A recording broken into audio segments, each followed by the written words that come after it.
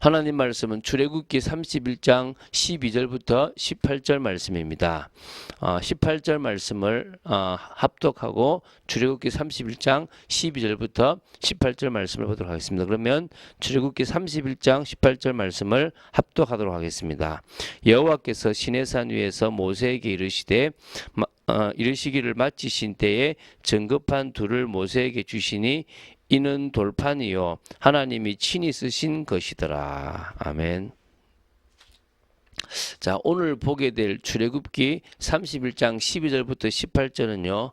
지금까지 출애굽기 25장부터 31장 어찌 보면 11절까지 말씀하셨던 성막 각 기구의 양식들 및 제사장 의복과 위임식 규례 등 모든 성막 건축과 관련되어 있는 규례들을 다 끝내는 말미에 일종의 부수적인 첨가 이제 그렇게 이제 부수적인 첨가를 한 내용이라고 보시면 돼요.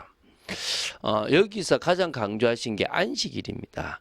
안식일을 다시 한번 재강조하셨거든요. 왜냐하면 그 안식일을 하나님을 바라보고 쉼을 가지고 남을 돌아보는 모든 하나님의 백성으로서의 시작으로 잡으라고 하셨던 것입니다. 그리고 십계명 두 돌판을 만들어 모세에게 주셨다는 내용도 나옵니다. 이로써 이제 이 성막 건축 관련 모든 기사가 전체적으로 이제 마감하게 되는 부분이라고 보시면 되고요. 마지막으로 하나님께서 강조하신 부분을 우리가 볼 건데요.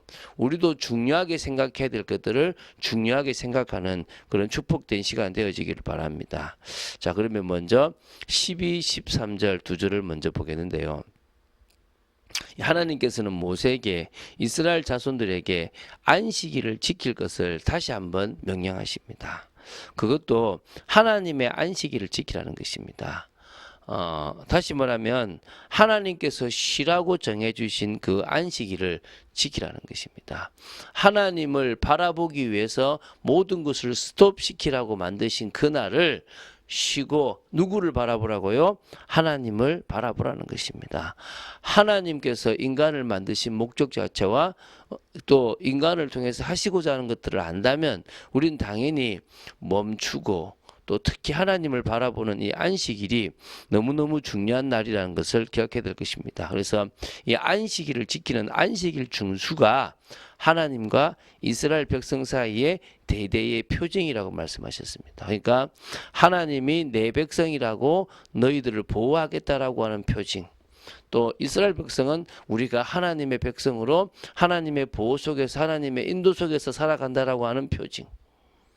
무슨 얘기인지 아시겠죠? 그러니까 결국은 우리가 지금 이 주의를 지키는 것과 같은 개념이 뭐 우리는 꼭 주의라고 할 없죠. 그때는 진짜 안식일을 100% 지키는 것이 그래서 하나님이 만나를 가지고 테스트할 만큼 이 안식일의 그 체질을 만드실 정도로 하나님은 안식일 하나에 되게 많은 공을 들이셨다고 보시면 됩니다. 이스라엘 백성은요 하나님께서 정하신 안식일을 지킴으로써 하나님께 복종하는 삶의 증거를 하나님 앞에 보여야 했습니다. 그리고 안식일의 안식을 통하여 하나님의 은혜와 하나님의 복을 체험하는 것이 중요했다고 보시면 됩니다. 그러니까 7일마다 돌아오는 안식일입니다. 이스라엘 백성이 신앙을 유지하고 영적 능력을 충전시키는 역할을 했던 것이 바로 이 안식일입니다. 지금은 주일이잖아요. 한 주를 은혜로 시작하고 한 주를 살아가면 안식일은 뭡니까? 한 주를 살고 마지막에 안식하는 이런 부분으로 이렇게 되어졌다고 보시면 됩니다. 자, 이처럼 하나님과 이스라엘 백성 사이에 언약의 표징이 되었던 이 안식일 준수는 우리에게서는 뭡니까? 주일 성수의 개념 속에서 나타나고 있다고 보시면 됩니다.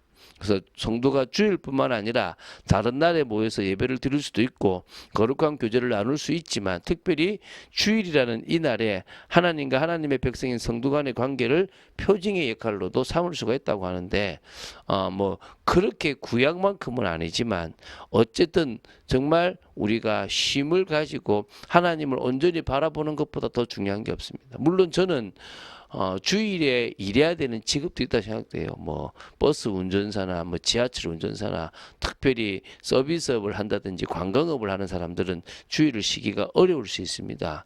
물론 그 직업을 안 택하는 게 좋겠고 가능하면 주의를 지키는 거죠. 그러나 어쩔 수 없이 그 직업이라면 그들을 향한 배려들을 해야 된다고 생각합니다. 그렇죠? 그런 부분도 사실은 조금 생각해야 되는데 조금 어때 그 구약 시대에는 그 안식일을 무조건 아무것도 하지 말라고 했고 지금은 어떤 의미에서 우리가 모든 날이 다 주일이 되어질 수 있으면 좋을 줄로 믿습니다.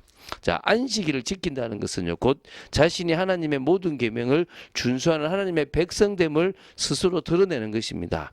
7일을 주기로 해가지고 다가오는 이 안식일을 준수함으로 그때마다 자신의 정체성을 확인한 나는 하나님의 백성 자녀다. 다른 어떤 계명보다 더 효과적으로 지킬 수 있었던 개념입니다. 그래서 안식일은 시내산 언약의 표징으로서 하나님이 주신 계명들을 대표하는 것이라고 할 수 있습니다.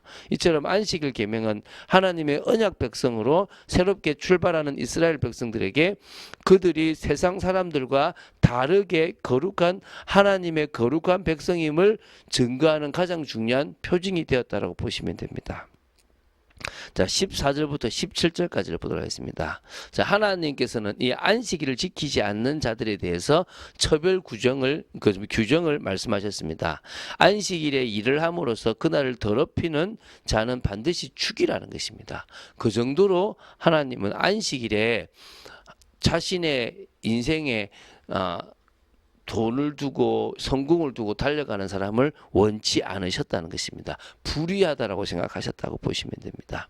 하나님께서 이처럼 강력한 처벌 규정을 제시하면서까지 나를 지키라고 명령하신 것은 바로 이 날이 하나님과 이스라엘 백성의 관계를 나타내는 영원한 표징이기 때문입니다. 그래서 이스라엘 백성들이 이 날을 지킨다는 것은 그들이 곧 하나님의 율법을 준수하는 하나님의 백성임을 나타내는 것이고 만일 이 날을 지키지 않는다면 이것은 곧 그들이 하나님의 율법을 떠나 하나님의 백성 되기를 거절한다는 뜻과 같다는 것이에요.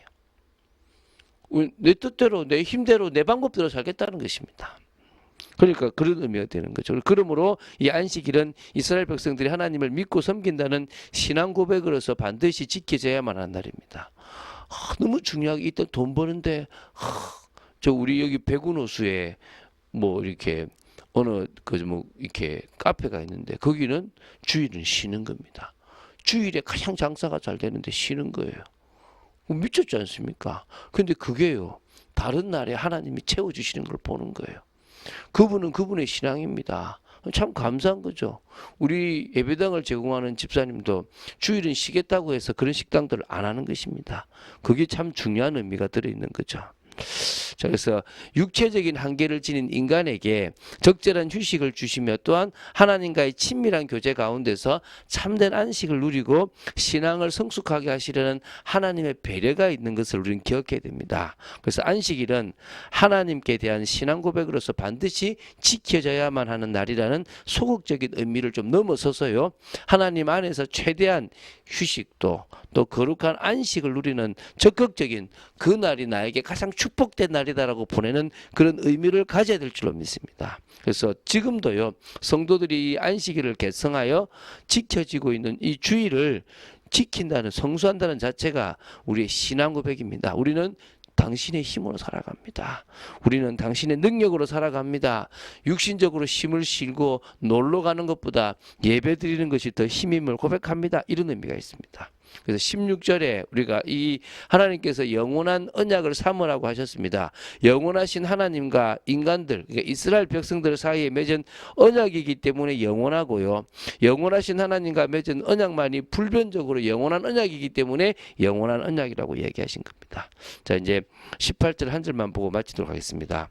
하나님께서 증거판 둘을 모세에게 주셨다고 하였습니다. 이게 나중에 언약궤 속에 들어가고 있죠. 그죠? 아론의 쌍난 지팡이나 또 만나 담은 항아리는 사라졌지만 지금도 언약궤가 발견된다면 이 두 개, 이 증거판 돌 그 두 개는 있을 겁니다. 그죠? 그래서 이 증거판은 하나님께서 친히 율법을 돌판 위에 기록한 것으로서요. 이스라엘 백성들로 하여금 영원히 기억하고 지키게 하기 위한 것이라고 보시면 됩니다. 이스라엘 역사는요, 이 이스라엘 백성들이 이 돌판에 기록된 하나님의 율법을 성공적으로 지키지 못했다라고 증가합니다. 뭐 사사 시대든 왕정 시대든 포로 시대든 포로 시대 이후든 또 예수님께서 계셨던 그 시대든 이스라엘 백성들은 이 율법을 지키지 못했습니다. 왜냐하면 이 율법은 사실 100% 지킬 수가 없습니다. 이 율법의 원 본질도 지킬 수가 없고 그 율법도 사실은 지킬 수가 없는 겁니다. 인간의 힘으로는 사실 지킬 수 없고 하나님이 죄를 알라고 주신 겁니다. 물론 그때도 믿음을 가지고 그때도 성령 하나님의 영이 충만하면 지켜질 수 있는 부분도 있습니다. 그래서 예레미야를 통해서 이런 마음에다가 기록해라 31장 30절 33절 34절에 그런 얘기를 주시고 그러니까 예레미야 31장 33, 34절 이렇게 얘기했거든요. 그래서 하나님이 이 새 언약으로 말미암아 하나님의 백성된 자들이 바로 우리 성도 아닙니까? 이 성도들이 예수 그리스도의 보혈의 공로로 인하여 죄사함을 받고 성령의 역사하심을 따라서 하나님을 알아가고 또 그 성령의 능력으로 하나님과 이웃을 온전히 사랑할 수 있다는 것. 그래서 하나님의 뜻을 이루는 하나님의 백성이 바로 성도라는 사실을 기억하는 겁니다. 근데 희한한 건요. 이 성령이 안 속는다는 거예요. 이 성령이 여러분이 온전히 맡기지 않으면 역사 안 하신다는 거예요. 그러니까 성령이 역사했다는 것은 맡겼다는 거예요. 성령이 역사 안 했다는 것은 맡기지 않았다는 거예요. 그게 핵심이에요. 우리가 진짜 맡기면 끝나버리는 거예요. 성도는 하나님의 율법을 돌비가 아닌 마음판에 신비의 세계라고 합니다. 바울은 고린도후서 3장 3절에 너희는 우리로 말미암아 나타난 그리스도의 편지니 이는 먹으로 쓴 것이 아니요 오직 살아계신 하나님의 영으로 쓴 것이니 성령이죠, 그죠? 그 또 돌판에 쓴 것이 아니요 오직 육의 마음판에 쓴 것이라. 여러분 이 마음판에 새겨진 여러분 되시기 바랍니다. 부르심의 개념도 보내심의 개념도 우리가 주님의 뜻을 이루는 개념도 성령의 역사라는 것이 중요합니다. 이게 얼마만큼 중요하냐 그러면 성도의 시작이고 성도의 과정이고 성도의 결과고 성도의 전부라고 해도 되는 겁니다. 성령의 역사로 시작되고 성령의 역사로 이끌어가고 성령의 역사로 마무리되는 모든 과정들이 다 사실은 성도라고 할 수 있습니다. 그래서 성령의 역사를 체험한 여러분 되시기를 주 예수 그리스도 이름으로 축원드립니다. 주는 그리스도시요 살아계신 하나님의 아들이심을 고백합니다. 오늘 말씀 따라가는 축복 속에 저희들이 있도록 저희들을 지켜주시고 역사해 주시고 인도해 주실 줄로 믿습니다. 온전히 주님만을 바라보고 아버지 하나님의 소원 속으로 들어가는 저희들의 능력 있는 믿음의 사람이 되도록 지켜주시기를 간절히 소원합니다. 흔들림 없이 주님을 바라보게 하시고 믿음의 걸음을 걸어갈 수 있도록 주님께서 친히 역사하여 주시고 인도하시고 안식일을 지키듯 주일을 지키며 또 정말 주님을 온전히 바라보는 저희들 되기를 간절히 소원합니다. 주 예수 그리스도 이름으로 기도드립니다. 아멘.